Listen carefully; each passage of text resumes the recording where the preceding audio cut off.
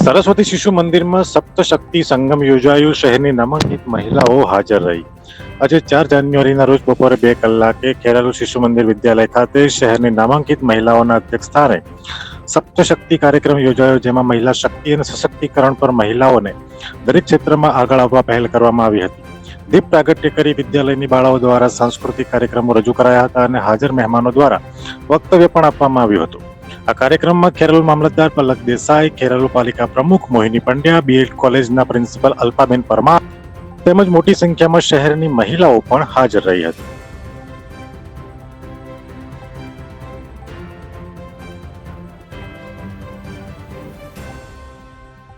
અમે તમને આપીશું પણેપણના સમાચાર. જો તમે અમારા નિર્ભય માર્ગ ન્યૂઝ ચેનલને સબસ્ક્રાઇબ કર્યું નથી તો અત્યારે જ નીચે આપેલા આઇકોન બટન પર ક્લિક કરીને સબસ્ક્રાઇબ કરો અને શેર કરવાનું ભૂલશો નહીં.